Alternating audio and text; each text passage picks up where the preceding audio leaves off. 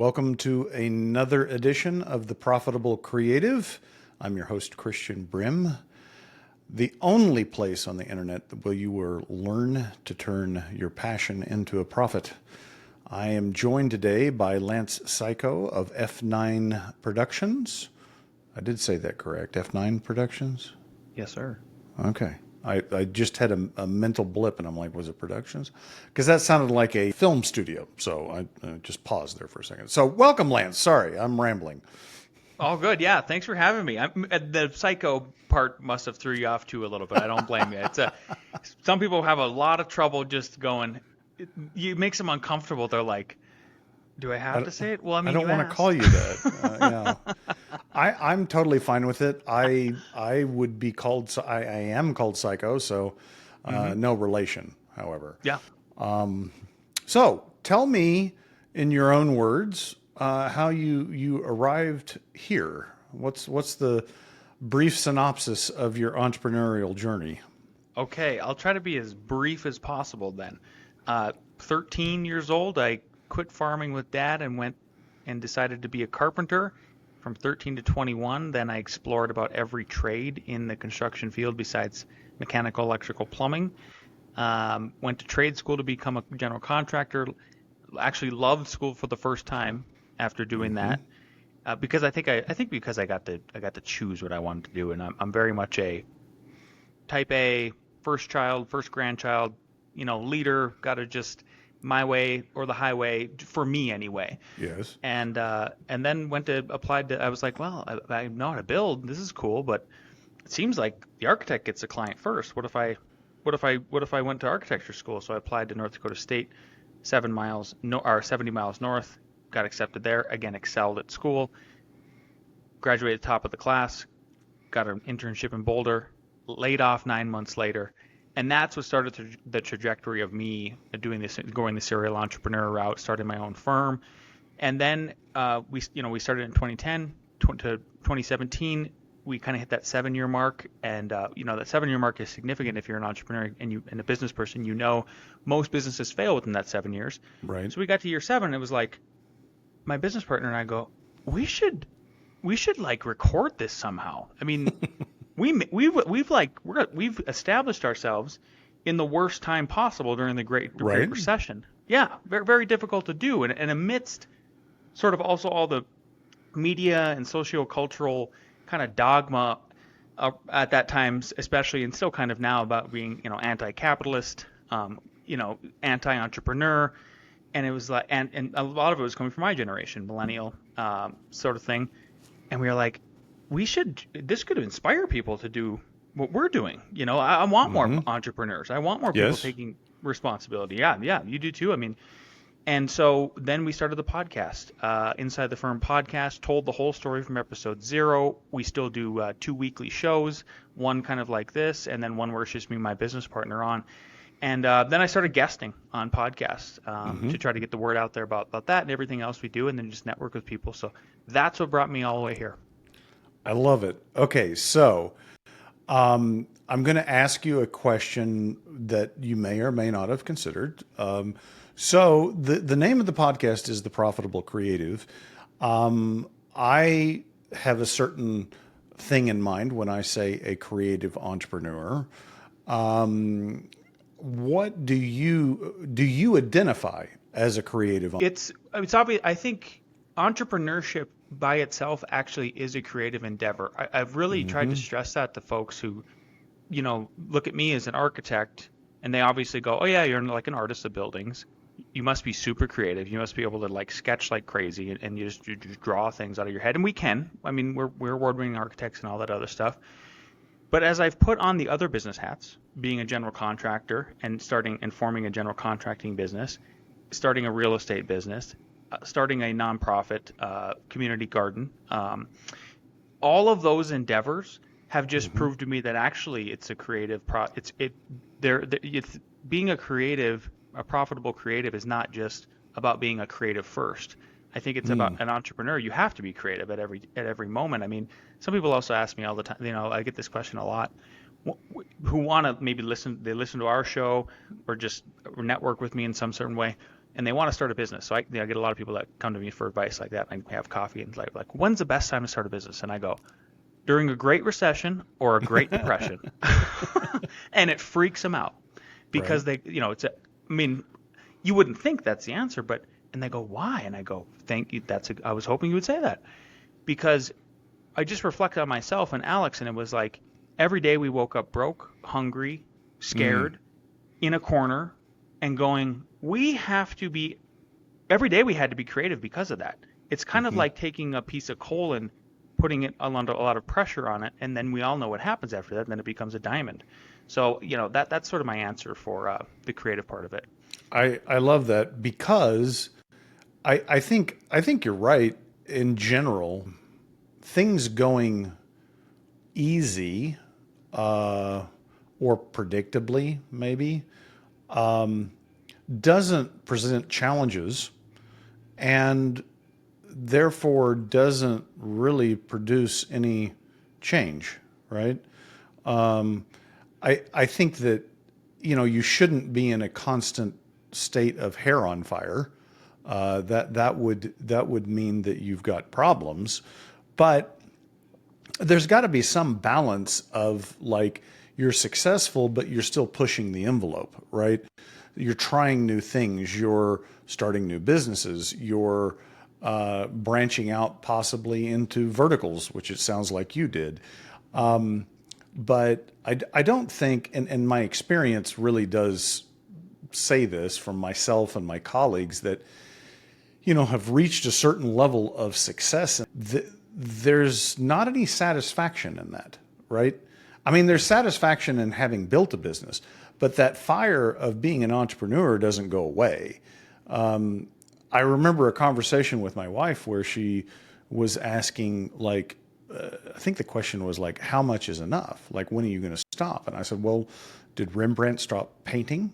Did Mozart stop composing? No. I mean, it's just what we do, right? And so you have to balance that with, maybe it is a nonprofit where there's not any commercial intent, right?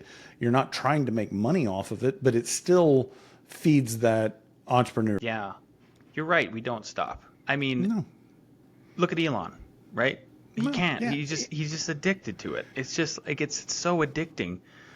It's like the best addiction, I think. Besides maybe something healthy like fishing or hiking or sport hunting or something like that. But like, yeah, I know. And as you were pontificating there, Christian, I was kind of reminiscing how exciting it is to start a business.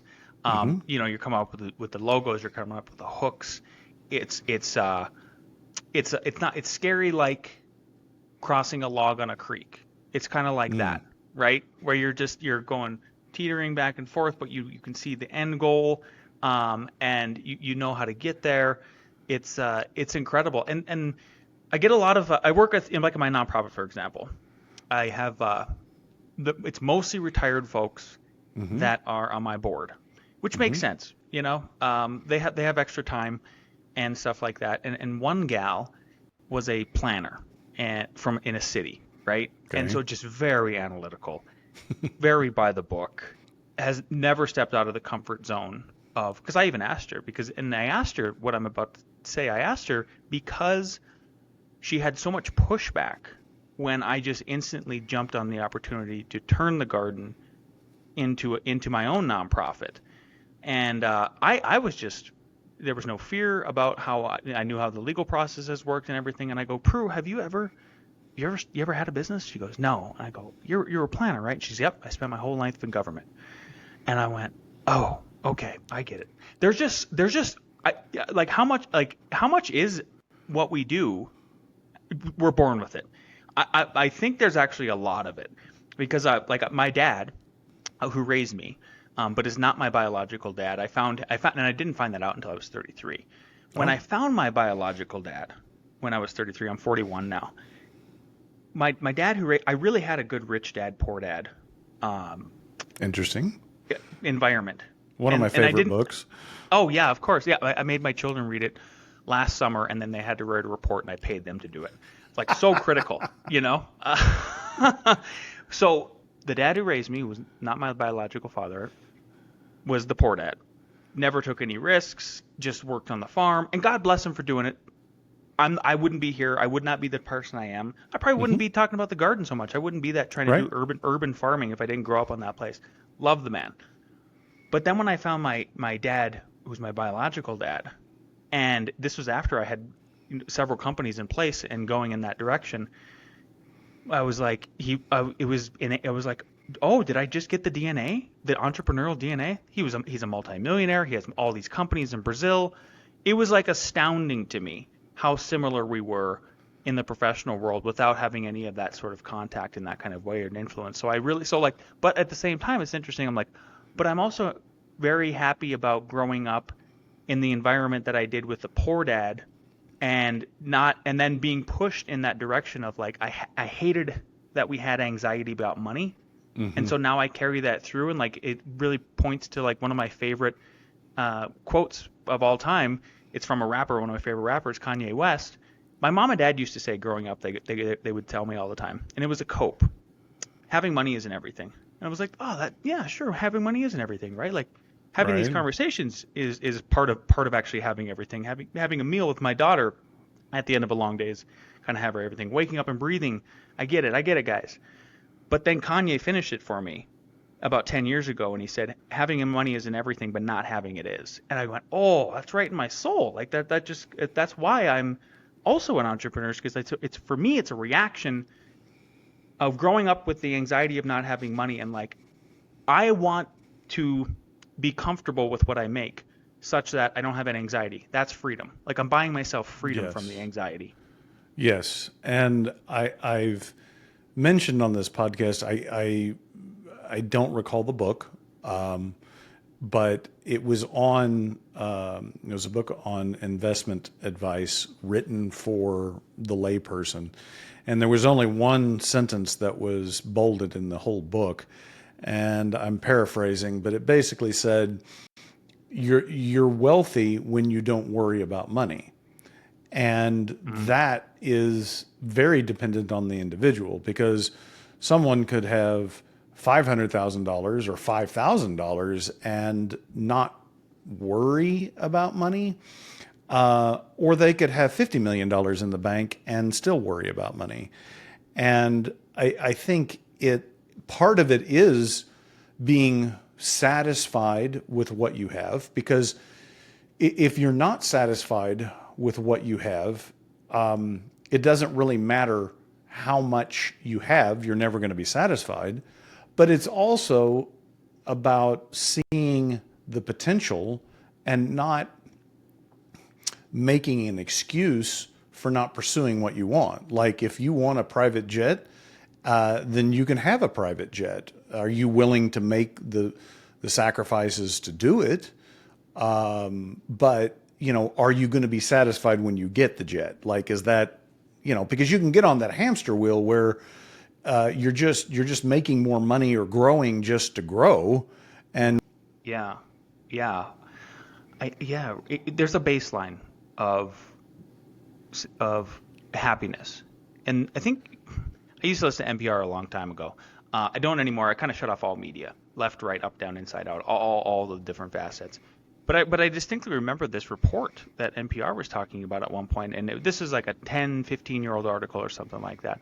There was a white paper and a study that was done at some university where they showed people's happiness after, at that time, like making $75,000 a year. Once they kept going past that, it never really increased that much, right? And it yeah. kind of pointed towards the baseline of what you're talking about, for sure.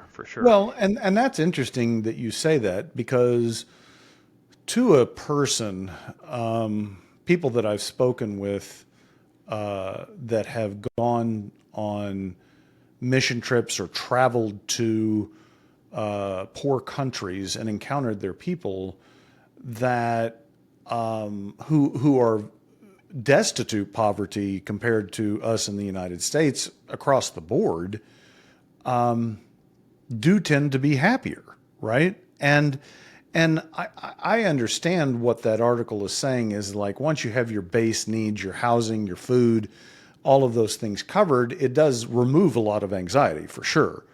But at the same on the same line of thought, I think it also has to be tied to your expectations, right? Because in a shack that has dirt floors, no plumbing, like a lot of people in the world do, they can be content in that. And so I don't know if it's comparing yourself to the people that you're around, or what, but there's something around that expectation. Like none of us expect to live in a dirt hut with no running water or electricity. We would think ourselves poverty, right? But other people, Yeah. Comparison is the thief of joy, right? And that's the tricky part about climbing the ladder as an entrepreneur is if you're successful, obviously then you make more money, you have more fame, you have more friends, you have everything if you're a successful entrepreneur. I mean, it's just like an incredible vehicle to put yourself on. But as I climb in that way, we're attracting more and more higher end clients, more and more people where like they're coming out of places like California. For instance, one of Elon Musk's, one of his mentees ended up hiring us, and we designed his $6 million home in Boulder. It's one of the most modern, chic, cool frickin' houses in Boulder. But you start comparing yourself just by proxy. And you don't yes, I'm not seeking to compare myself to that man. He's great, but at the end of the day, then you see like, wow, they're driving around 2 Cybertrucks and they get this awesome house. And then you go, so even with me, yes, who right across the way, I've designed and built 2 houses for my family. They're like, as a percentage of the population, that's a very rare thing to do. And I'm going, so it's sort of this checking yourself, right? And you're going like, wait a minute, come on. I've designed and built 2 houses for my family. How many people even get to do that? Like, so you have to sort of check your thankfulness and gratitude in sort of backwards in that way. But you can't help it. You can't help but compare. no, you're like, right. You're 100% right. And I think as you travel in circles of entrepreneurs, I mean, I know this has been my experience that, you have success, and then you see others that have had, like your success compared to theirs, strictly financially speaking, is inconsequential. And you're like, wow. And you can approach it with envy or comparison. But to me, I've kind of dealt with it by like, okay, let that be inspirational. Like, don't limit yourself on what you're capable of doing, because look at what others have done. And that turns it into a positive motivation. But, like you said, or like I said, it really depends on, are you willing to make the sacrifices to do that? And as I've gotten older and I've seen opportunities, I'm like, yeah, I don't want to work that hard. Like I know what's involved now. I mean, when I was younger and I didn't know any better, then I probably would have jumped on it. But now I'm like, yeah, I know. I was even, even at a micro level. So that's sort of like the macro part of it is, as a business owner, a CEO, somebody forging and being a leader in that kind of way, like those sacrifices are pretty huge. yeah, Right. I mean, there was one point like on our real estate development, where I worked 80 days in a row. I barely saw my children, and I'm talking seriously, 80 days in a row. And my health suffered a little bit for it. I missed a family vacation, stuff like that. But then on the backside, in the end of it, it was like, oh, then that's what actually bloomed our construction company, which is now even more profitable than our architecture company, because and it was partly because of that sacrifice I made. I was like, I couldn't actually get comfortable with the fact that I did that, even, and not get something super positive out of the end of it. In that, I've been on this law of polarity kick for the last 2 years. And so like about a year ago, I was having dinner with my children. I have a son and a daughter, and son is like 19, daughter's 15. And so we can have these a little bit more intellectual conversations with them. right. And they asked, I go, do you guys know what, they're like, what makes you sad? What makes you glad? And I go, well, what gets me really excited actually? And I go, what? And I'm like, when something negative happens to me, like when something bad happens, and they're like, what? And I was like, well, if something bad happens to me, the universe works with positivity and negativity. It's called the law of polarity. Like it's physics. I know something good is going to happen. And I go, when do you think I get most like anxious or sad, worried? And they go, I don't know. And I go, when it's just good, good, good, good, good. Like when it's just everything's going too well, especially on a construction site. We talk about this, I swear, every single project that we start to build. And let's say they, if the 3 in a row go really well, and we go, something's going to fall, right? Like something's going to be pulled out here. And then there'll be some that we start, and like right when we dig the hole, in Colorado, the soils are just awful. Like they're very expansive, so we have to do all kinds of stuff for the foundations. Sometimes right when we open the hole, it's like, well, that sucks. Now we got to tell the owner like $20,000 change order. And it's not even our fault. It's like we can't totally predict what's underground in that kind of way. So yeah, for me, it's sort of embracing, being comfortable with the uncomfortable. I think that's one big phrase that I try to remind myself about too. Yeah. There is, although my experience is that we sometimes intentionally and discomfort that's unnecessary. Your statement about soil just reminded me. I have a dear friend that's an architect, and he spent over a decade working in London, and he moved back here to Oklahoma City, and I was asking him, what's the difference between building here and there? And he was like, well, I had a job site that was shut down for a year because we reached a plague pit. And I'm like, a what? And he said, well, it was a burial site for plague victims. And so they had to shut the whole thing down to come in and, sterilize it, guys in hazmat suits and all this. And I'm like, oh, okay, well, you don't get that here. Doesn't it? It sort of has like a strangely nice ring to it. Yeah, doesn't it? Well, that's the English. That's the English for you. They always put a nice spin on things. It has to be prim. Yeah. So, tell me, what is the thing that you've accomplished that you... Man, I've stuck to my word of not laying anybody off. So I was just telling my girlfriend this, who's not an entrepreneur, and she actually venerates. She's an architect too, but she's not an entrepreneur. She's actually very happy being a driver of the cogs, right? She's a project architect and all of that. Now she's she's a professor too, actually.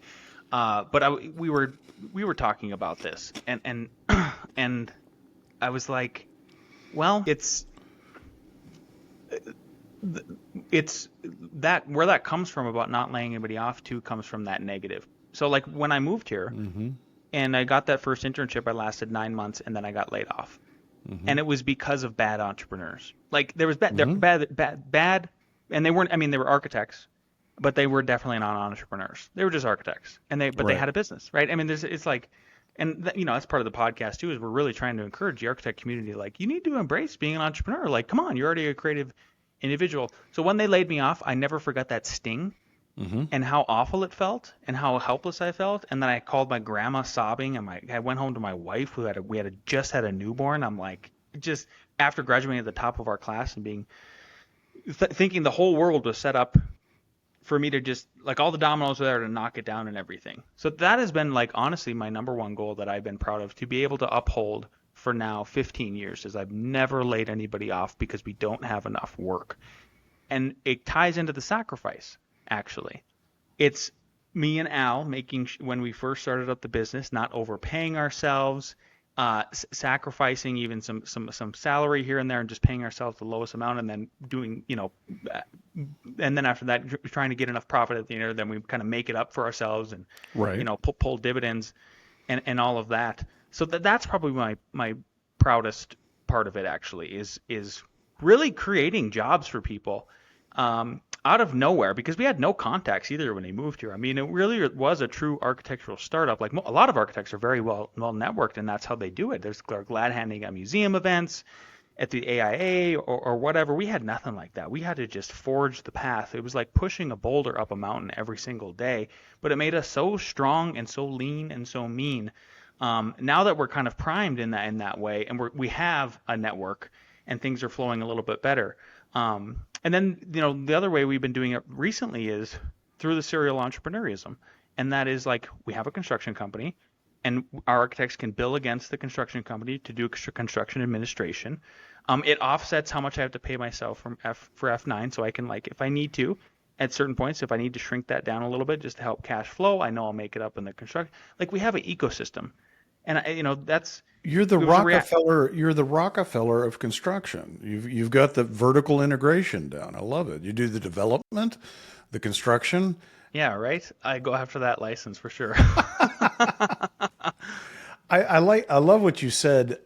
One about not laying people off, because I think one of the things that made me more cautious as an entrepreneur is realizing that it's not just my family that I affect, but the 20 or so people that I employ and their families, and like that's a weighty thing, and it should weigh into your risk making decisions, because I feel a certain responsibility. Like, I don't want them to go without because I was stupid, right?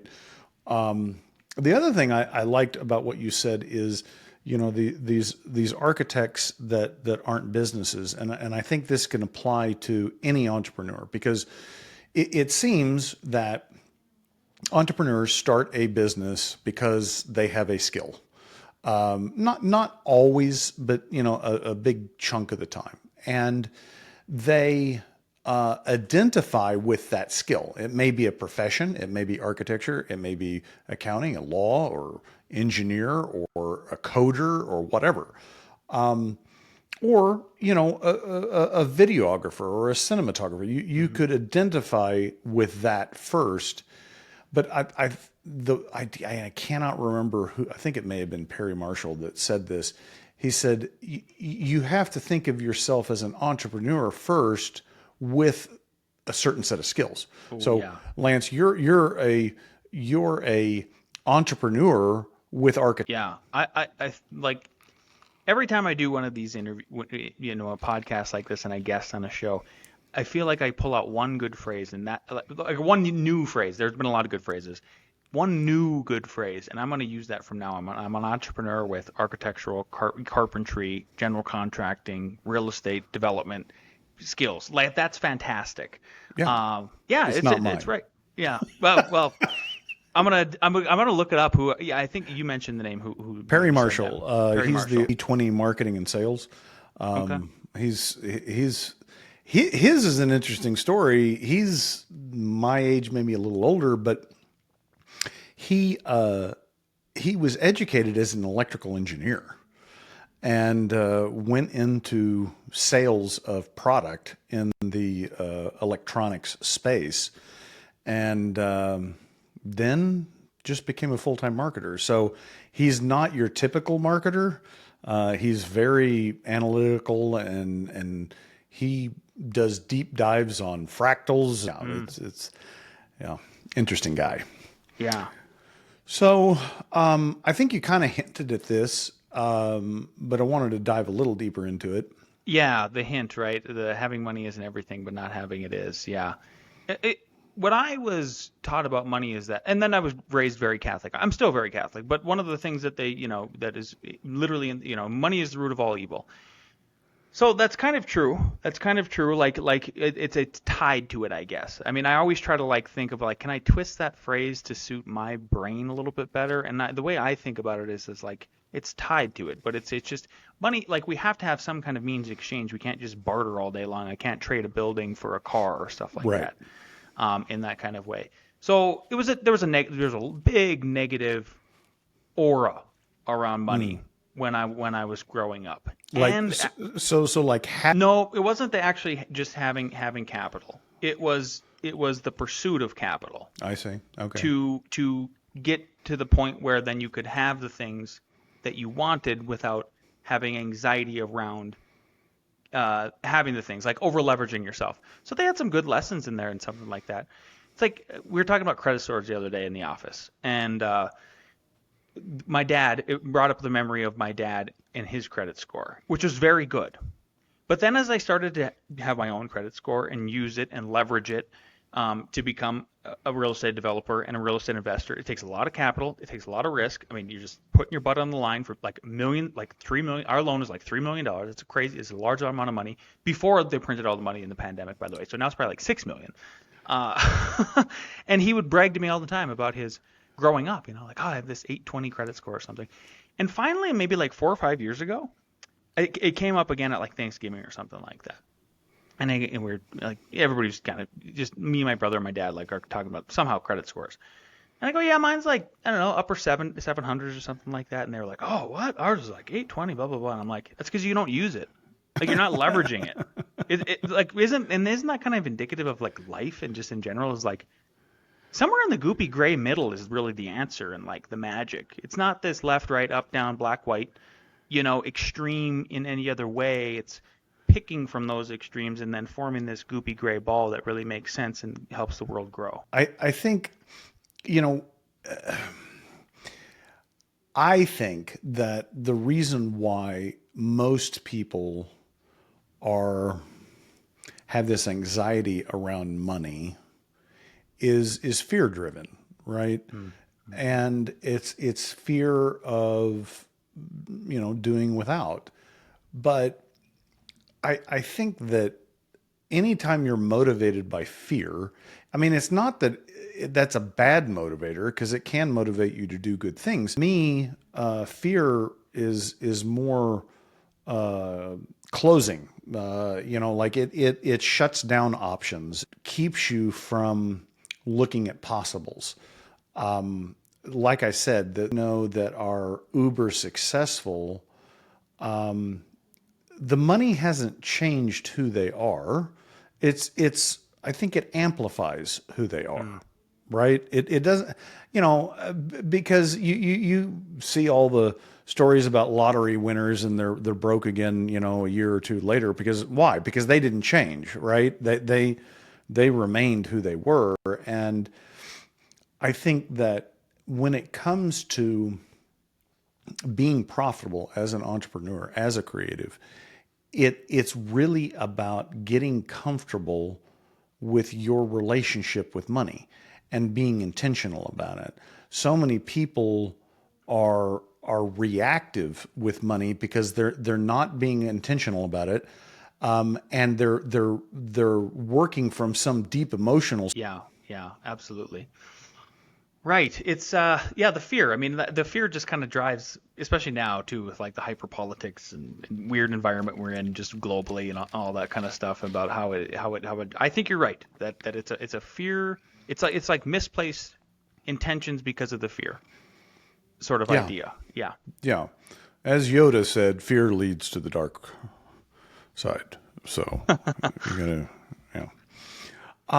What is it right now in your business that is on your mind first thing when you wake up, or on your mind when you're going to sleep? I call it a struggle. Well, I'll answer it in reverse. I actually go to bed without having to think about all the businesses and everything. I have successfully trained myself to shut it off at about 5 or 6 each day. Very important for anybody who wants to be that entrepreneur first with the skill. Because I think that's where some of the people with the skill first and the entrepreneur second start to go down a really bad spiral, is they can't shut it off. And you got to figure out, because discipline equals freedom. So you have to have you're disciplining yourself to have the freedom to not have to worry about that kind of stuff. Mm-hmm. And, I work a lot, probably about an average of about 50 hours a week. Mm-hmm. But I do also shut it off on the weekends. The last 2 weekends have been amazing. I went up to Minneapolis and Wisconsin and went up camping with my girlfriend. It was great. Meanwhile running, several 7-figure firms, 3 7-figure firms. And then week before that, one of my buddies from college came out, and like you said, the money should amplify you are. So we rented a side by side and went 4-wheeling up and down the mountains. It was fantastic.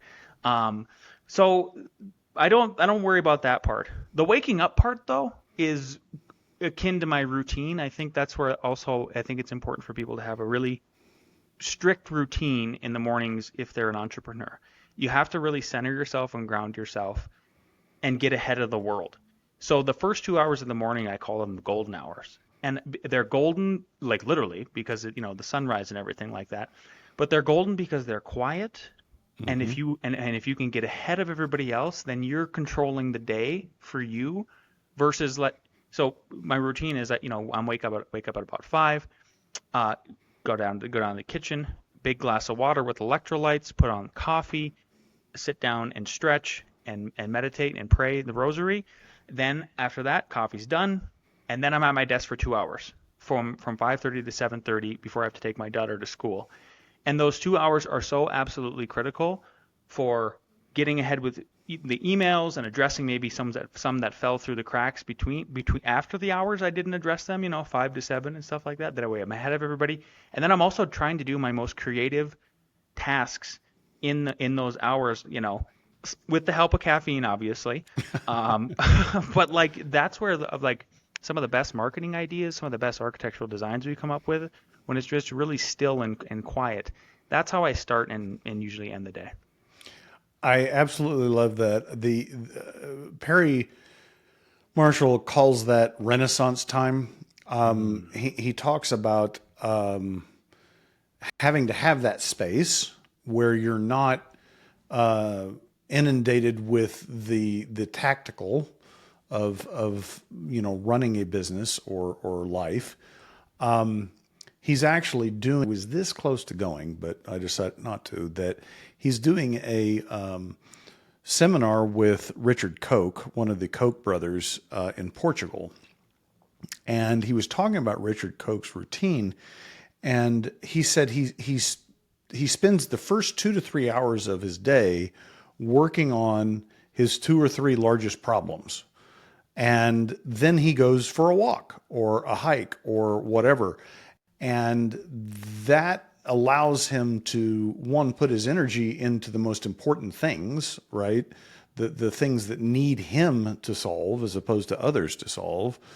But then having the space to let his brain work on those problems subconsciously, right? So you're not continuing to try and process it in your cerebral, but you kind of engage your whole brain.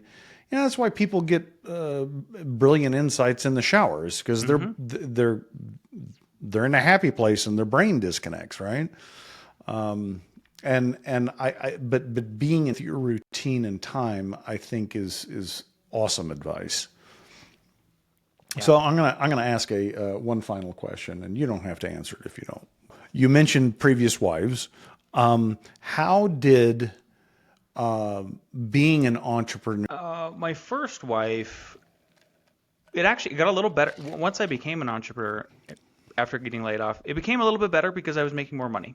Okay. And then I would try to make her happy by saying hey, yeah, if you fine, go get the clothes. I don't care. Here's $500. Right. No big deal. So it made it a little bit better for a while. But that relationship was just kind of doomed from the beginning. So it didn't matter if I had more money and or I could be more flexible with the children or anything like that. It sort of actually exacerbated some of the issues at the end of the day. Kind of like what you're saying about how the money just should increase you as a person, add on to it rather than sort of change you in that other way. For the second marriage, I think my last wife would agree, if she ever hears this, that what I'm about to say, and that is I think I leveled her up. So you mentioned that we should maybe one more vertical integration would be for us to be realtors. She's a realtor. So she got to sell our development, all the units that we didn't sell and stuff like that. There's a lot of books that I have brought home and when I do guesting or I guest her on my show, they'll send me the free book and then I'll read it, and they're usually very good. I'm pretty picky about who will be on the show and stuff like that, much like you. And and then I give her that book and it changes her life in a really positive way. Or she just sees me and by proxy felt much more motivated. Because there was a certain point, we had a blended family. Mm-hmm. And that's what ended up that was what brought us together, and that's what tore us apart, frankly. It was just interesting.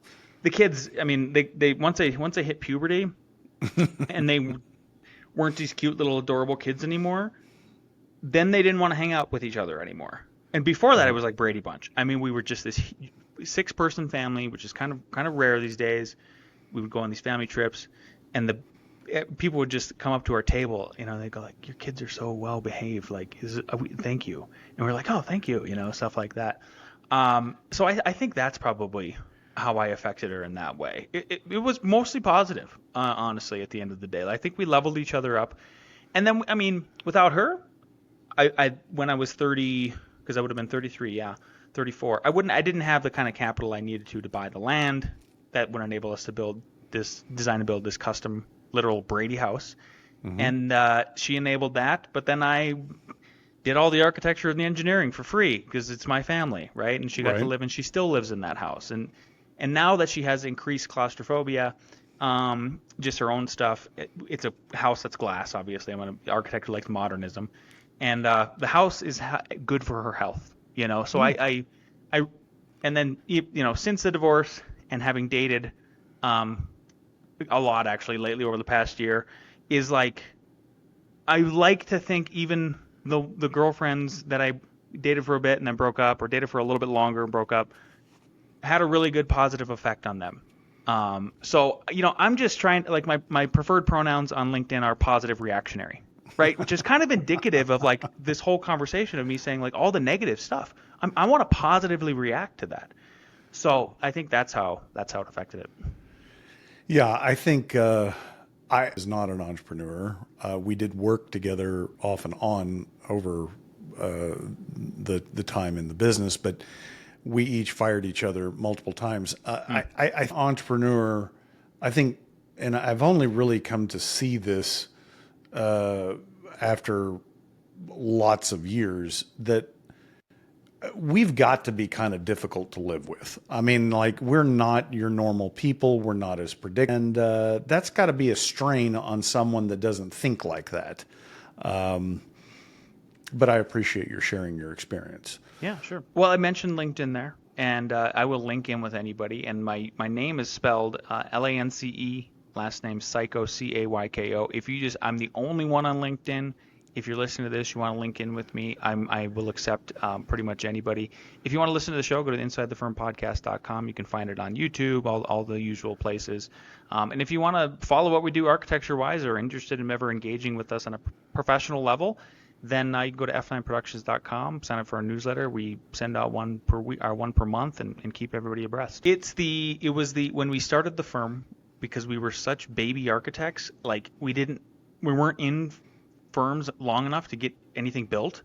So all we had was like photorealistic renderings, and the software we would use to produce those at that time, the hotkey for that was F9. So you'd hit F9 and then it would execute the rendering. It was like, we're F9 Productions. I love that. When I first heard it, I'm like, being from Oklahoma, I'm like, that's not a tornado rating because they only go up to F5. So I don't know what an F9 would look like, but that makes perfect sense. Lance, I very much appreciate your time. Thank you for joining us. If you like what you're listening to, follow the podcast, send us